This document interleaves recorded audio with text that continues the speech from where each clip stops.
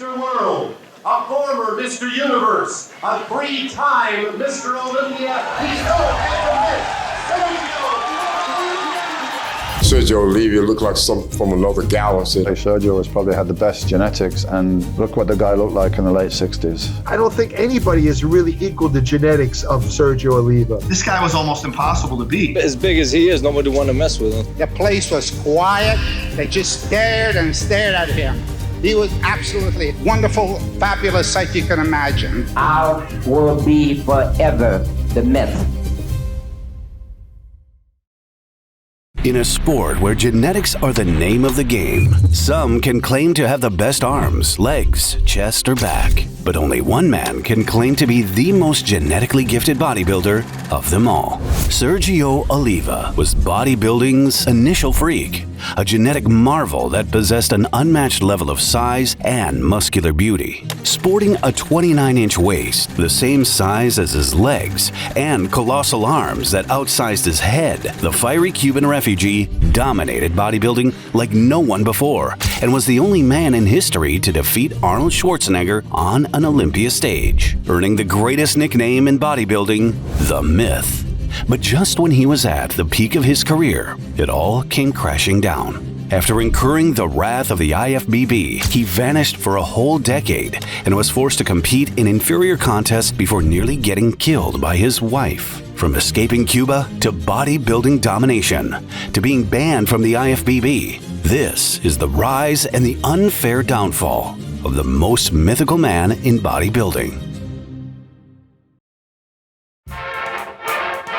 Throughout Cuba, 2 million voters go to the polls to register their votes for the President of the Republic. Most popular candidate is Colonel Batista, with a policy backed by 7 different parties. Born on July 4th, 1941, in a small city on the western edge of Cuba, the young Sergio grew up during the Fulgencio Batista dictatorship. As a child, he worked with his father in the cane fields before joining the army when he was barely 16. 2 years later, in 1959, communism won, and Fidel Castro became the Cuban Prime Minister. The ex-soldier found himself adrift in the radically changed country and schemed ways of fleeing Castro's Cuba for the United States. But he was too frightened to join others on a crowded boat. I wanted to escape, but number one in the boat, it was too risky. Too many shots. I scared of me. So I said, gotta be a better way. That's when I started practicing all the sport. I tried the boxing, the running, the wrestling. I tried everything. I played baseball. But those guys in Cuba, they're mean. No break. The only break I got, it was through the weight. Around the same time, Sergio was approached by the manager of Cuba's weightlifting team on the beach after he noticed Sergio's physique that was muscled from hard labor. He encouraged Sergio to take up weightlifting and invited him to join a local weightlifting club. Even before touching the weights, it was evident that Sergio's genetics were one of a kind. Weightlifting came naturally to him as he went on to win titles and set national records. Training as a middle heavyweight, the 20-year-old boasted a 300-pound clean and jerk after only 6 months in the gym. Eventually, he was capable of a 1,000-pound total in the clean and jerk, the snatch, and the press. Soon enough, weightlifting would be his ticket out and into the U.S. during the 1962 Central American and Caribbean Games in Kingston, Jamaica.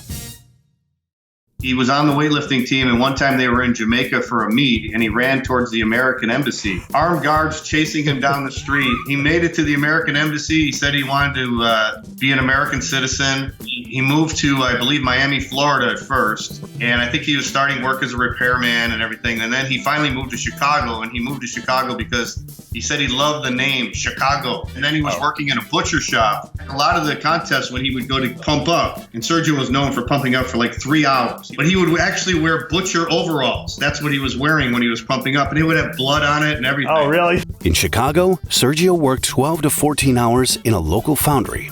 And at night, he trained for 3 to 4 hours at the Duncan YMCA, Chicago's hotspot for bodybuilders and weightlifters, which was run by future Mr. America and performance training pioneer Bob Guida. Sergio's tremendous strength, as well as his quickly expanding physique, caught the attention of Bob, who convinced him to switch from weightlifting to bodybuilding. Sergio took Bob's high-volume training system, peripheral heart action, or PHA, which included circuits, supersets, and a focus on the muscle pump. And Bob was a really good bodybuilder, but he also knew a lot about training, about kinesiology and stuff. And he took Sergio under his wing, and he helped him get into bodybuilding.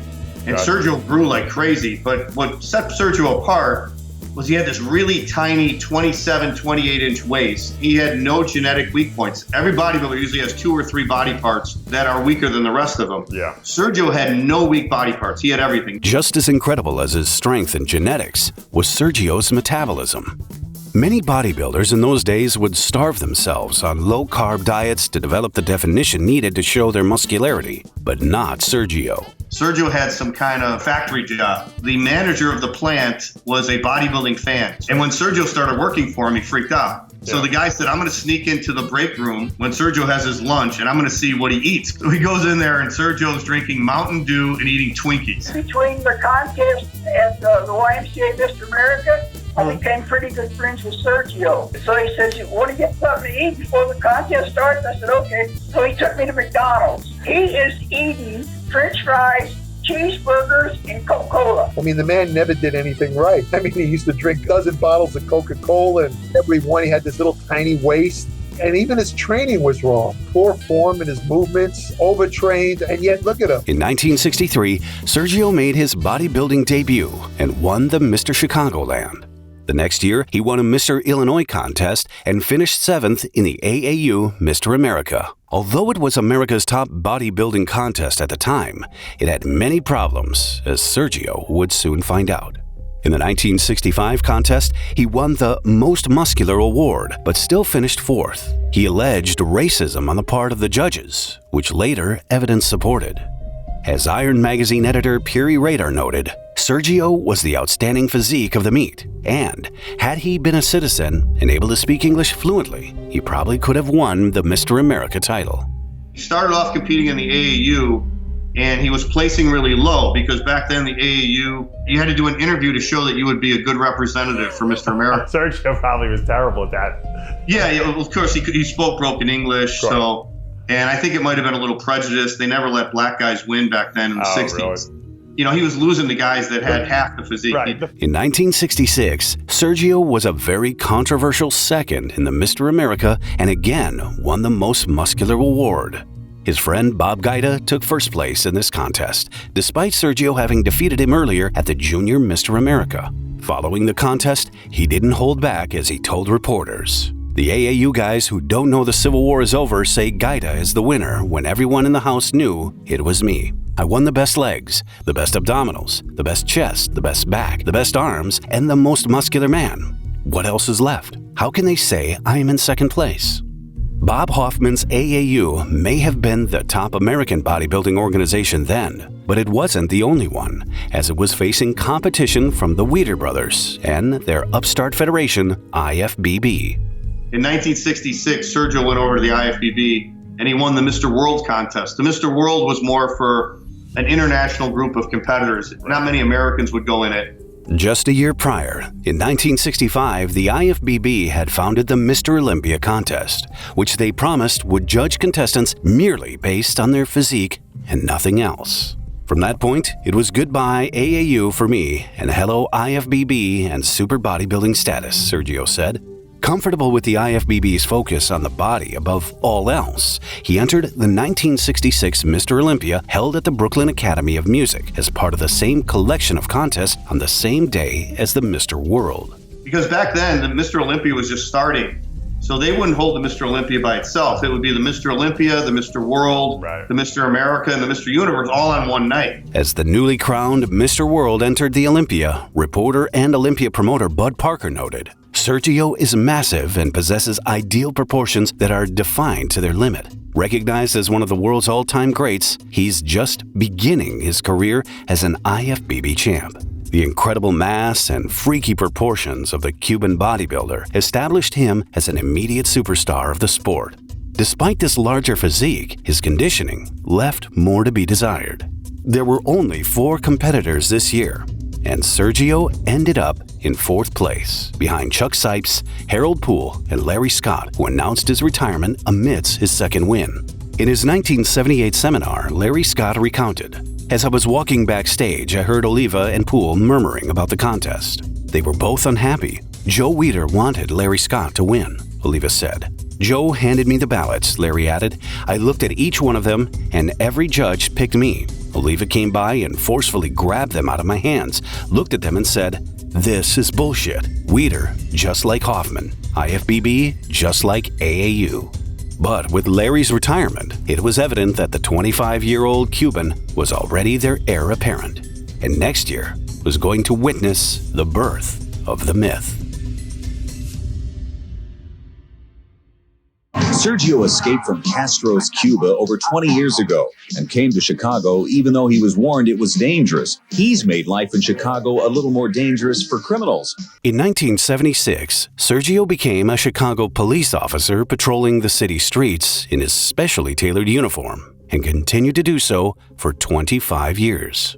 He made a victorious start this year when he won the overall in that year's Mr. Universe held in Montreal, Canada. He looked remarkably improved over a year ago and bested top bodybuilders like Rick Wayne, Vic Downs, and Frank Zane. The 3rd Mr. Olympia was guaranteed to be awarded to a new champion after Larry Scott's retirement. At 5'10" and around 228 pounds, Sergio was ready to be that champion. He took to the stage and simply overpowered everyone else with his ham-like arms, wispy hips, capacious shoulders, and an overall level of thickness never before witnessed. Fans couldn't believe how big and well-defined his body was and had their bets on him the moment he started posing. The contrast between his small waist and the huge muscle bellies created a spectacular physique that no one could have ever imagined. Wayne DeMilia recalled the event. "In all the time I have witnessed and written about these events, I have always been able to pull some appropriate words from the gray matter to fit the occasion. Well, I give up. The words to describe Oliva haven't been invented yet. I may never see such a display of muscle as long as I live." Other competitors like Dave Draper, one of the most popular bodybuilders at the time, Chuck Sipes, who was in his best shape ever, and last year's runner-up, Harold Poole, all were no match to the stupendous size of the new mass monster who romped to an easy victory. Despite his amazing showing, a lot of people, including DeMilia, argued that the '67 Olympia was one of the closest contests the scene has ever witnessed. Next year's Olympia, however, was going to be the polar opposite. The 4th edition of Mr. Olympia was once again held at the Brooklyn Academy of Music in Brooklyn, New York, just like the previous 3 years. But unlike the past 3 contests, the reigning champion was ready to defend his title, but there was no one there to challenge him.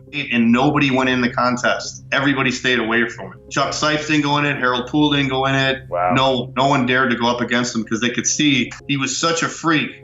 He was so big, but he was really cut too. He had really good muscularity for that time. According to the December 1969 issue of Muscle Builder magazine, Chuck Sipes, who had just won the Mr. World only hours prior to the Olympia, was performing strongman stunts that evening, in addition to his posing duties on stage, and didn't think that he could go through another grueling series of poses in order to look his best against Sergio. Dave Draper was enjoying his Hollywood success after the popular movie Don't Make Waves in 1967, as well as a couple of TV shows. Dave's heavy movie-making schedule and guest appearances to promote films affected his training schedule, which led him to skip the Olympia this year. Another absentee was Harold Poole, who'd been working long hours at the famous New York disco Cheetah after his promotion to the general manager position and couldn't devote the time to prepare for the Mr. Olympia. Some fans in the crowd were hoping to see the New York appearance of the massive Austrian prodigy Arnold Schwarzenegger, who informed the IFBB that he would compete before deciding to instead enter the Mr. Pro Universe in London, held on the same day as the Olympia. Even bigger than in 1967, Sergio blew away the sold-out crowd with his freakish proportions and massive muscularity, and none of the other competitors would have stood a chance against him this year. And just like that, he'd won the Olympia and $1,000 cash prize a second time in a row, this time by default.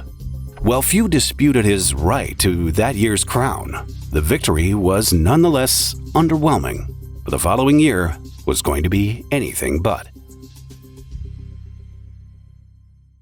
Since its inception, the Mr. Olympia contest could never scrounge up more than 4 competitors, after Sergio took the title in '67 and scared away any potential challengers, dropping that number to 1 in '68. It was great for him, but terrible for the Olympia.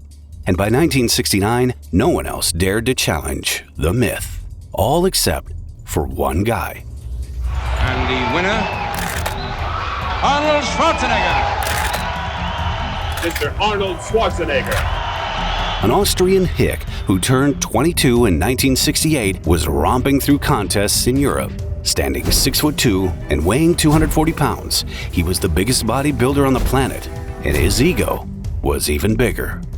Desperate for a competitive Mr. Olympia, the Weiders brothers had invited the newly crowned NABBA Mr. Universe to compete in the 1968 IFBB Mr. Universe held in Miami, Florida, where he lost to the much smaller but lean and defined Frank Zane. In the immediate aftermath, Arnold signed a contract with Weiders and moved to Southern California, where he was plastered all over the Weiders magazines with claims that Weiders techniques and products were transforming this giant mound of clay into a finished sculpture, all to bust the myth in the 1969 Mr. Olympia, the most anticipated bodybuilding event at the time. And I was in the gym with Arnold, who had just arrived in the United States. Remember the picture of Sergio with his arms out like this. And I showed it to Arnold. He says, unbelievable, fantastic. Nobody could ever beat this guy. Before that contest, Arnold went to Chicago and he visited Sergio in 1969. He stayed with him at his house, with him and his wife. He trained with him at the Duncan YMCA because he wanted to know what Sergio was all about. He wanted to learn about this guy. And he was amazed by Sergio. I mean, Sergio would do bench presses with 400 pounds for reps, easy. I mean, this guy was so strong. He would do 10 sets of wide grip chin-ups behind the neck for a warm-up. I mean, this guy was an animal in the gym. He was just amazing. Arnold had made great improvement in that 1 year from 68 to 69. He went from being a bulky white bodybuilder to being very refined. He lost about 15 pounds, and he goes back to the IFBB Mr. Universe that he lost to Frank Zane, and he wins easily. And that same night, the Mr. Olympia was being held with the Mr. Universe. So he thought he would go in and beat Sergio pretty easily. He goes in, and it's him and Sergio, and they're pumping up backstage. Franco's helping Arnold pump up. Sergio takes off his butcher overalls, and he spreads his lats. And Arnold is like, holy shit. So he tells Franco, he goes, look at this guy. And Franco tells him, he goes, don't worry about it. It's the lighting in here that makes him look that good. In his first autobiography, Arnold recalled his initial sight of Sergio backstage. I entered the dressing room the way I had been going in every place lately, like I was just taking over. It was as jarring as if I had walked into a wall. He destroyed me. He was so huge, he was so fantastic, there was no way I could even think of beating him. I admitted my defeat and felt some of my pomp go away. I tried, but I'd been so taken back by my first sight of Sergio Oliva that I think I settled for second place before we walked out on stage. Sergio had his biggest fan base packed into the Brooklyn Academy of Music that night. The ethnically diverse crowd was all behind Sergio and his mythical physique. But they were also anxiously anticipating the arrival of the Austrian oak on stage.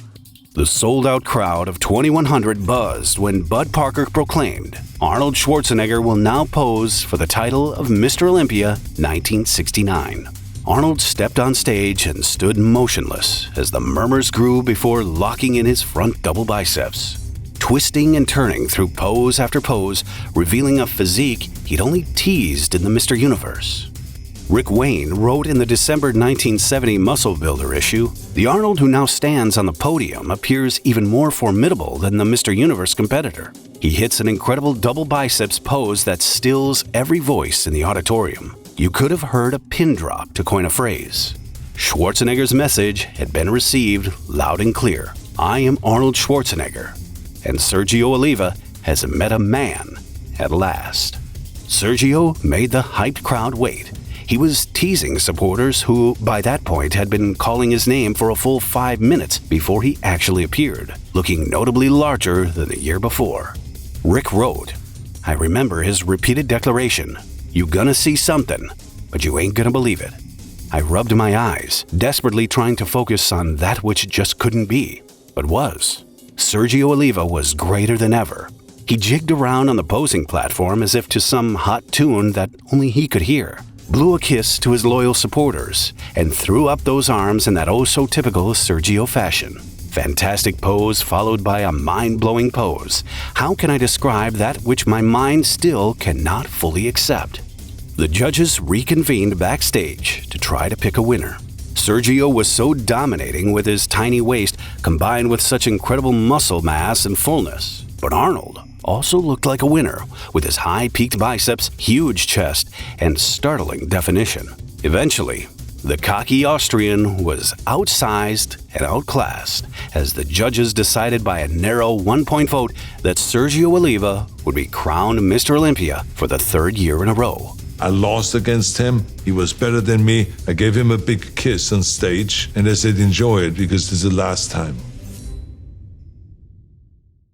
The first years of the 70s would be much different for Sergio than the final years of the 60s. This year, at the 1970 AAU Mr. World promoted by Jim Lorimer and held in Columbus, Ohio, everything was about to change. Sergio was reluctant to compete in the pro world. And then also Oliva's manager tells what happened. Oliva's manager at the time recounted how Sergio Oliva went to Columbus to watch the show, not to compete. When he spied him in the audience, Jim Lorimer negotiated successfully to get Oliva to compete in the bodybuilding show. The manager of Oliva stated that Sergio had no intention of competing. He was focused on Mr. Olympia contest only 2 weeks away, where he planned his fourth straight victory. Expecting an easy win, Sergio accepted the offer to compete that night. After all, the rest of the competitors couldn't match Sergio, and the only guy who came so close to beating him was too busy winning the 1970 NABBA Mr. Universe, held in London.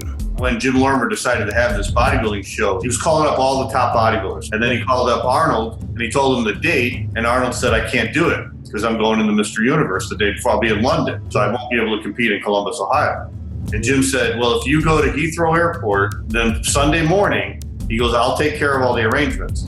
So Boyer Coe told me it was Arnold, Franco, Boyer Coe, and Dave Draper. They all took this flight. Right. And then Boyer said when they got to New York, there was a small private plane ready to take them to Columbus. And he said they didn't have to check their luggage, nothing, no security. They just went right on the plane. So I don't know if Jim Lorimer had connections, with being in the FBI or whatever, And then they flew there, and I guess they had the weightlifting first. And the audience was sitting there waiting for the show to start, the bodybuilding. Right. And Sergio said that he wasn't expecting Arnold to be there. And Arnold said he wasn't expecting Sergio to be there. They had these huge lights that would light up the stage for the TV cameras. And Sergio used to put on a lot of baby oil. Right. And I guess he looked too smooth because the baby oil was reflecting off the lights. Although Oliva may not have prepared physically or psychologically to compete against Arnold, who was in top form, he allowed himself to be lured into the show and lost. And the winner, the challenger, coming into this competition. What a big day for this youngster from Austria, Arnold Schwarzenegger. After all, it's unlikely that Arnold was privately jetted into Columbus in order to lose to a black Cuban in front of a televised audience of millions. It was a setup. Yeah, oh yeah. And this is 2 weeks before Mr. Olympia. Yeah. So now Arnold has momentum. And there was another thing that happened over dinner. Sergio told him at dinner, I can't believe you beat. And Arnold told him, he goes, Sergio, if you would have been 10 pounds heavier, I wouldn't have been able to touch you. Well, then they had 3 weeks left till the Mr. Olympia. So, of course, Sergio eats more and he gets smoother. A master of psychological warfare, Arnold was able to trick Sergio into making the detrimental mistake of thinking more size was all he was going to need to triumph in the upcoming Olympia. But that wasn't the last trick Arnold had up his sleeve. Sergio did something that was kind of stupid, looking back. He had just gotten his American citizenship. So as I said, they used to hold the Mr. Olympia with the Mr. Universe, the Mr. World, and the Mr. America. So they go to the prejudging. Sergio shows up with his manager. The manager tells the promoter, Sergio wants to enter the Mr. America contest. And the promoter goes, what are you talking about? Sergio's a 3-time Mr. Olympia. Why would he want to go in the Mr. America? And he said, well, he's an American citizen. His mother wants to see him be Mr. America. Other Mr. America competitors like Eddie Giuliani and Mike Katz, they're freaking out. So they finally agree. They said, all right, Sergio, how about if we give you an honorary Mr. America title? We'll give you all the trophies, and then we'll also have another Mr. America title. And Mike Katz won Mr. America. And then later on, of course, Sergio and Arnold go into the Mr. Olympia. So they're pumping up. They're arguing backstage about who's going to go out first because the guy who goes out second is going to look better. So Sergio's like, you're nobody, I'm Mr. Olympia. And Arnold didn't tell him, I just beat you 3 weeks ago at the Mr. World. When Arnold stepped on stage, the improvements from a year ago were immediately evident. He was bigger with even more definition and separation. His posing was superb, with each pose perfectly executed.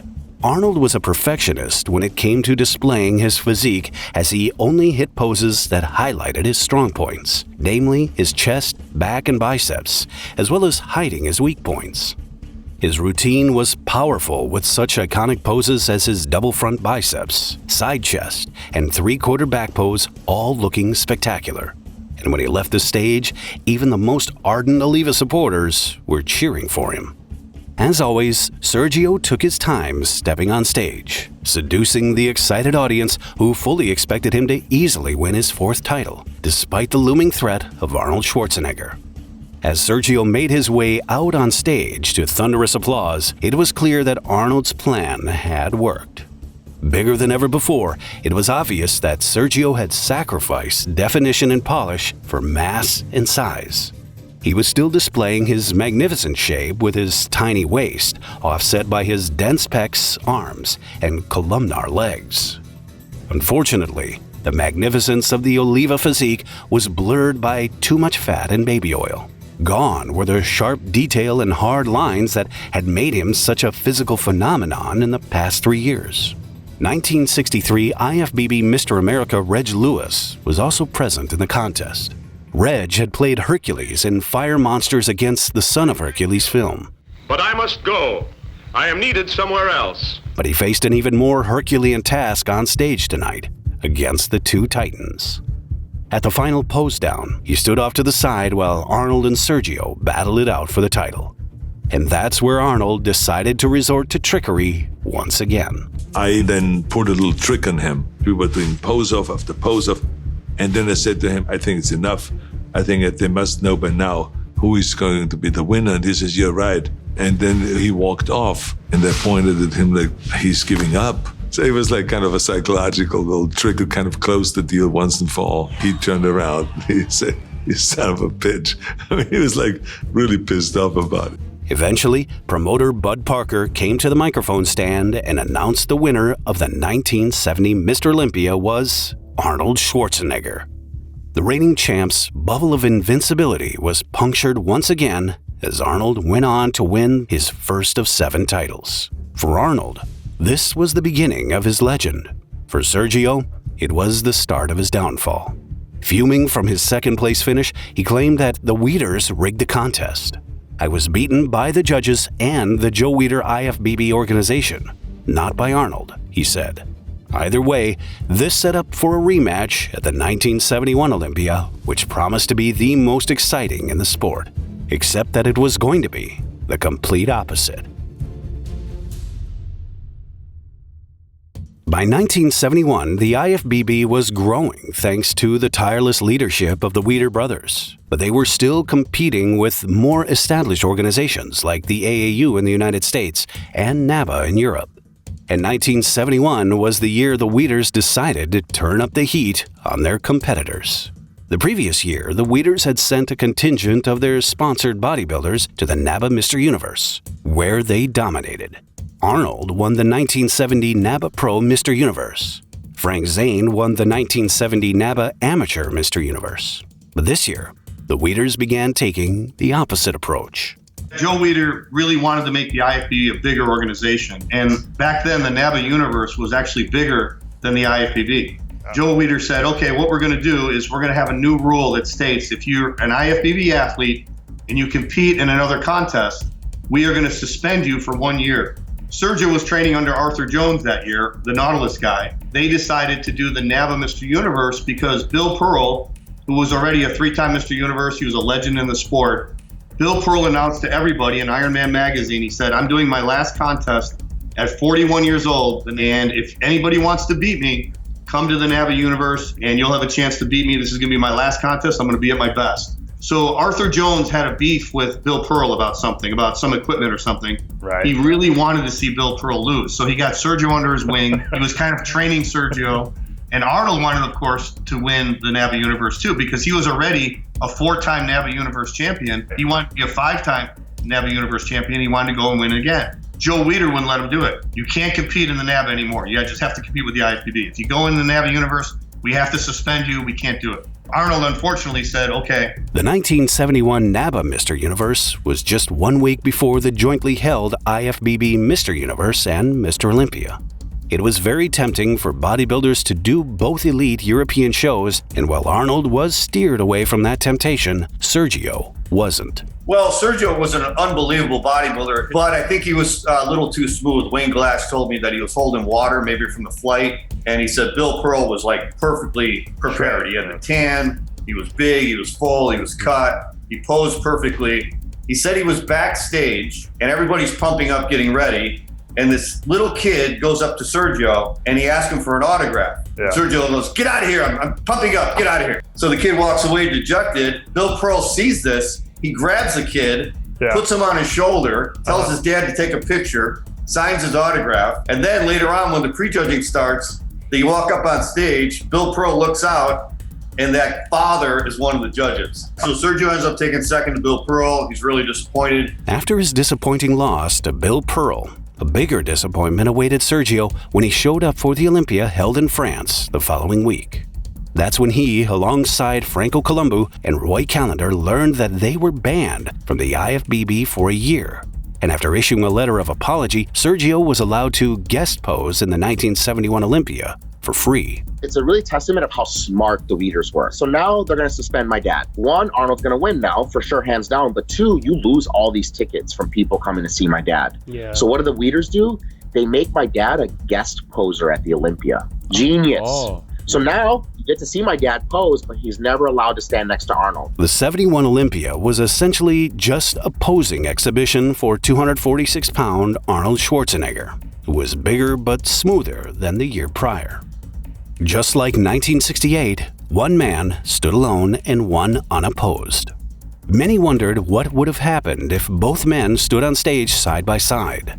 The bodybuilding world had to wait a year for that question to be put before the judges, and when it was, at the 1972 Mr. Olympia, many disagreed with the answer. Held outside of the U.S. for only the second time since its inception, the 1972 Mr. Olympia not only featured the much-anticipated matchup between the Myth and the Oak, but it also included the largest number of competitors up to that point, and this showdown was set to take place in October in Essen, Germany. Setting his sights on this year's Olympia, Sergio again trained under the tutelage of Arthur Jones and was looking even more freaky than usual as the contest approached. Well, my dad lost to Arnold, and he now is training higher reps. He's changing what he did his whole entire life, which was mostly like clean and snatch. What muscle is clean and snatch? He's still doing Olympic lifts, trying to beat people. When he lost to Arnold, he went with Arthur Jones, and he came back looking the best that he ever had. They have the IFBB Mr. America, Mr. World, like 2 weeks before the Olympia. Arnold's there and he guest poses and he looks way off. He's smooth. He's got 2 weeks to get in shape. He goes to Essen, Germany. He looks good, but he said he was a little off. He's about 5 pounds off. Sergio goes in looking unbelievable. This is the best he's ever looked in his career. Still got that tiny waist, huge, bigger than ever, but now he's ripped. So they go to the prejudging. It's going to be really, really tight. Serge Nubray's in the contest. Frank Zane was doing his first Olympia. Right. Franco was doing his first Olympia. There was 5 guys in it. So here's what happened. They go to the prejudging, and they don't have a theater for the prejudging. They have to do the prejudging in another building. Arnold picked the room where to do the prejudging.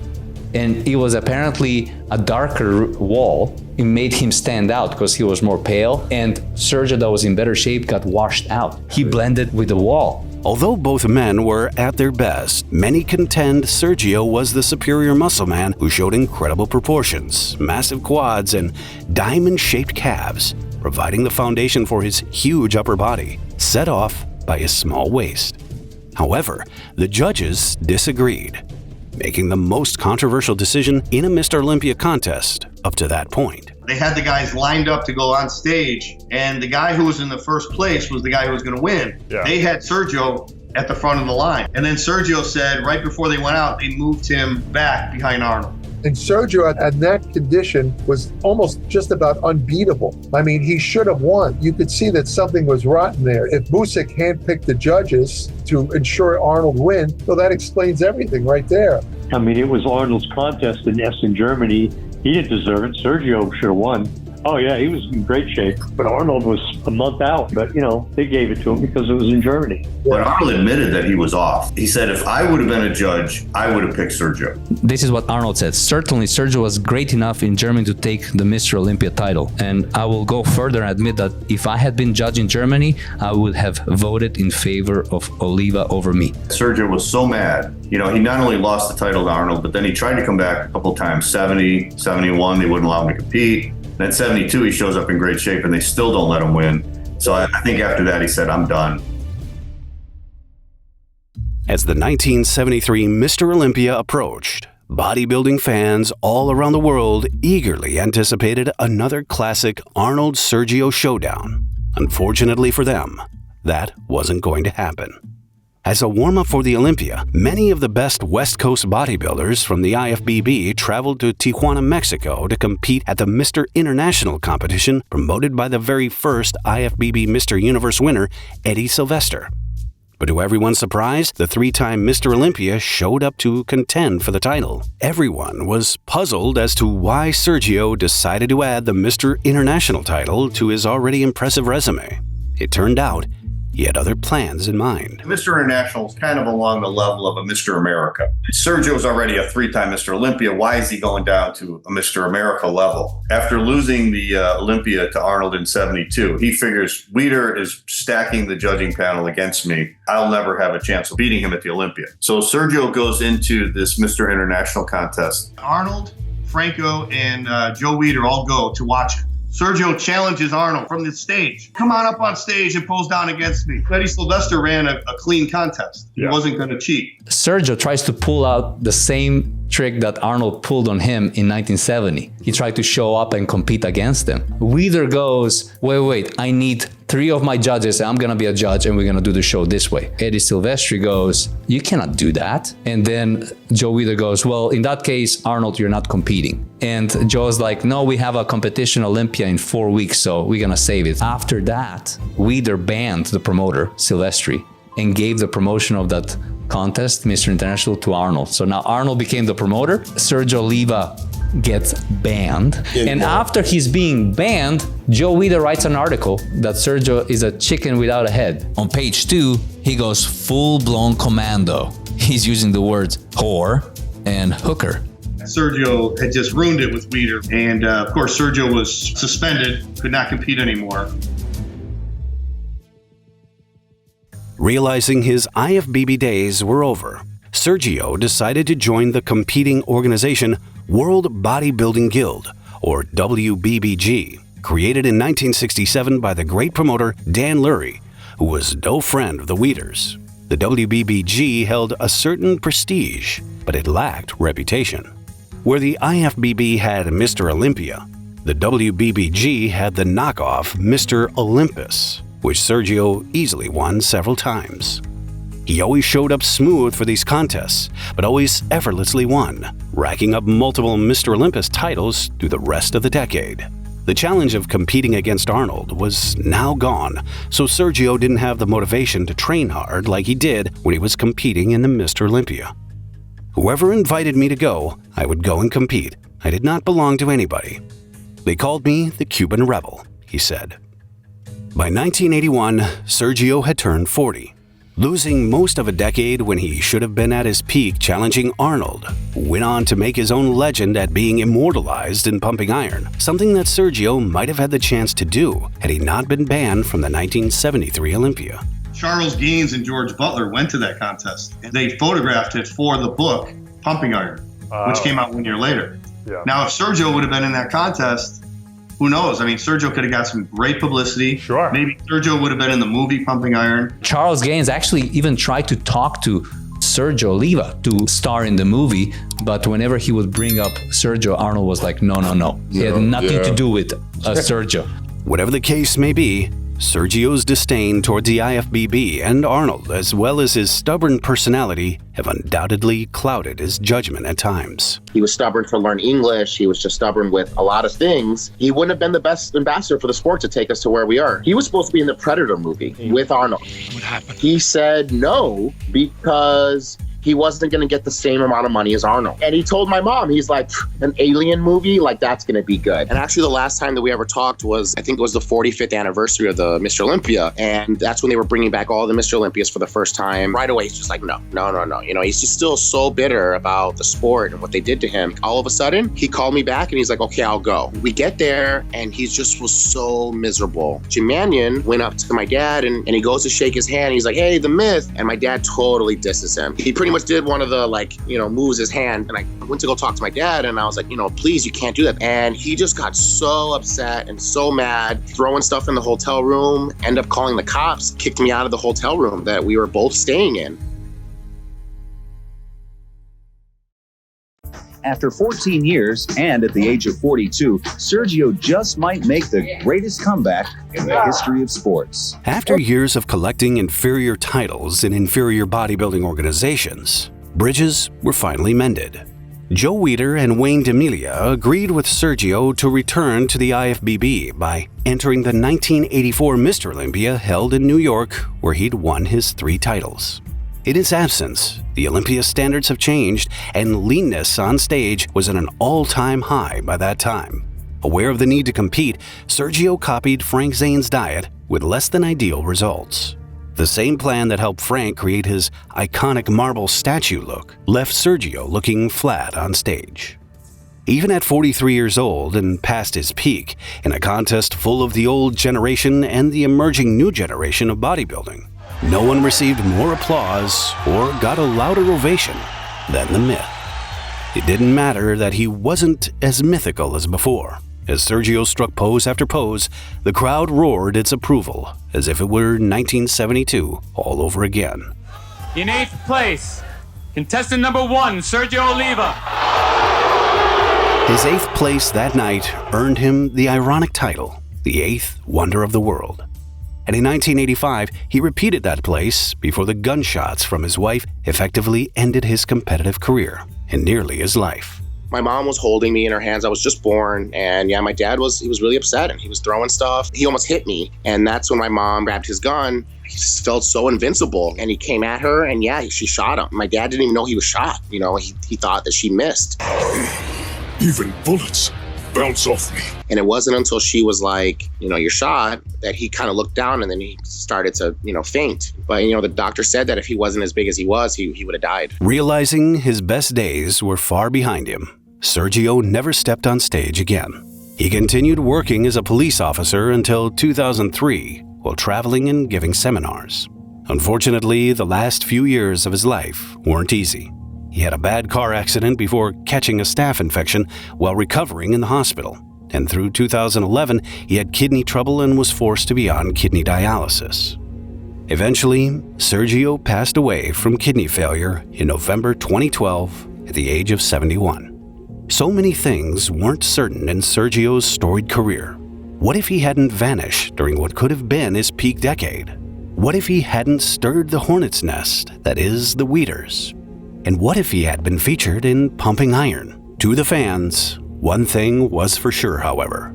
Sergio Oliva will forever be the Myth. No matter what, I win them all, lose one, it doesn't mean anything. I never tried to make anybody feel inferior, which is because he's a little, skinny, fat, whatever.